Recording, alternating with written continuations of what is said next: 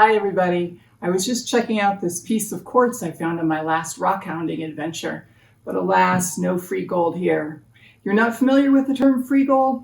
Well, Garrett Barmore is with us today and he'll fill you in. Let's get started.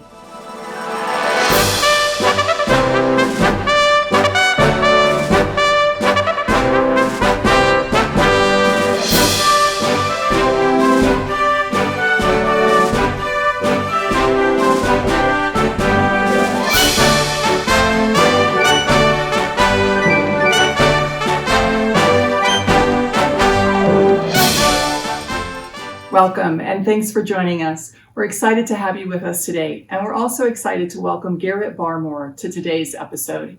Garrett is the curator for the W.M. Keck Earth Science and Mineral Engineering Museum, located in the historic Mackey Building at the University of Nevada, Reno. Garrett is going to share with us what it means to be a prospector. Before we get started, if you haven't read the passage or listened to this episode's podcast, now would be a great time to pause the video and give it a listen. Let's take a quick look at the map and see where George and Josephine are.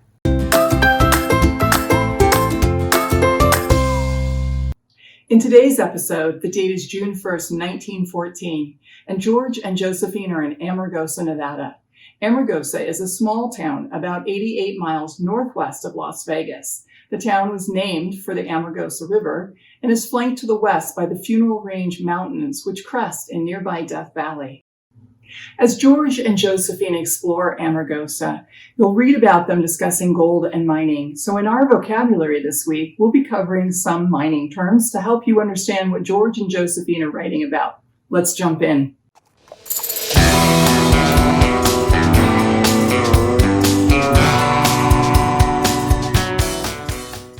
Our first word this week is palmist. Palmist is a noun and means someone who claims to be able to tell you about your future by examining the lines on your palm. Our next word this week is last. Last is a noun and means a mechanical form shaped like a human foot and used by shoemakers. Next up this week is panning. Panning is a verb and means to wash gravel or sand in a pan to separate gold or other valuable metal. Our next word this week is float. Float is a noun and means pieces of rock that have been broken off and moved from their original location by natural forces, such as frost or glacial action. Next up this week is streak. Streak is a noun and means a portion of layer of something, a vein, or stratum. Our next word this week is gold. Gold is a noun and means a precious yellow metallic element. Our next word this week is mine. Mine is a noun and means an excavation in the earth for extracting minerals. Next up this week is native. Native is a noun and means a person born in a specified place or associated with a place by birth. Our last word this week is citizen. Citizen is a noun and means a legally recognized subject or nation of a state or commonwealth, either native or naturalized.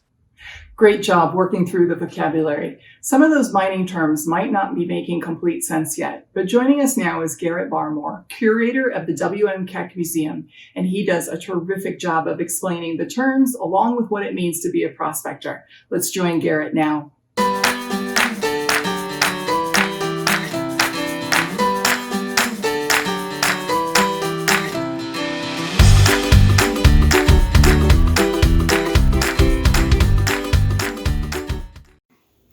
Hello, my name is Garrett Barmore. I'm the curator of the W.M. Keck Earth Science and Mineral Engineering Museum. And I'm very excited today to talk to you about what is a prospector. What does it mean to go prospecting? Today we're talking specifically about George and Josephine in Amargosa, Nevada in 1914. And while the weather wasn't too great that day, it looks like George had some time to go out prospecting for gold. And specifically the type of prospecting he really was doing was panning for gold and placer mining. Now, and we'll unpack and what all that means. But what exactly is a prospector? So a prospector is somebody who's looking for a mineral. A lot of times a specific mineral. George and Josephine were mostly just prospecting their way across Nevada to see what they could find. So there's references in their journals to copper, tin, lead, gold, silver. And they were recording what they found along the way. And a lot of time prospectors are looking for specific minerals, but what they're looking for more than anything else is a claim that will pay. And what that means is something or a mine that they can actually make money off of, and mine enough minerals to make it worth their time and investment. And so all mines start with prospecting.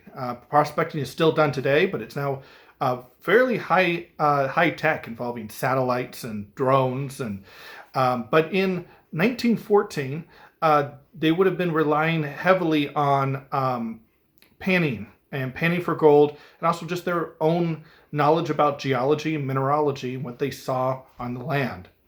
So George talks about how he crushed and panned some float. And what this essentially means is that he was looking for a vein, most likely a quartz vein of gold, and he found some rock that looked to him like it might contain some gold, crushed it up, and then panned. So ran water across pan with the crushed dirt, and as he would move the water across the dirt and the rock, it would remove the lighter material, which would be the rock, and leave the heavier material, which in this case was gold.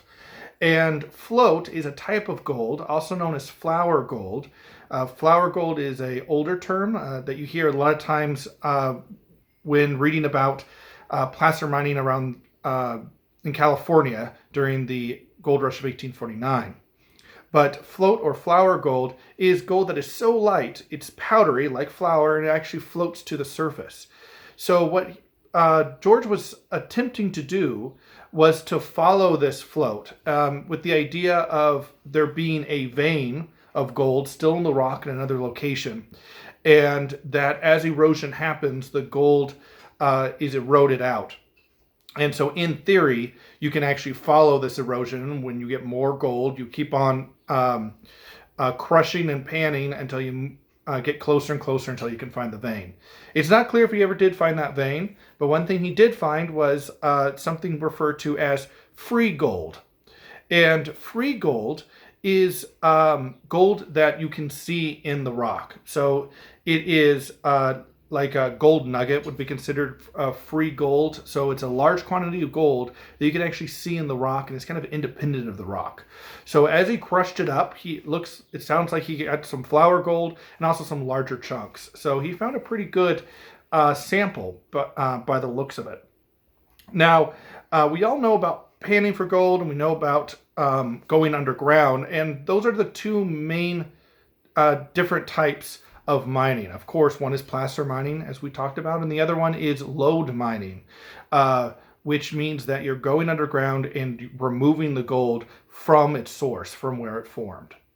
And George wouldn't have been that interested on this trip in lode mining. He was moving through and just trying to see the minerals that he could find. And so he was focusing on that panning for gold, that placer mining.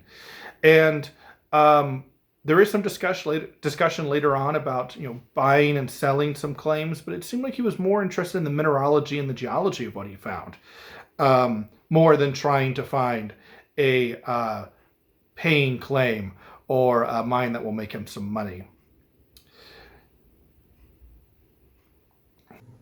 Thank you so much, Garrett. If you're not familiar with the W.M. Keck Earth Science and Mineral Engineering Museum, we invite you to check out their website.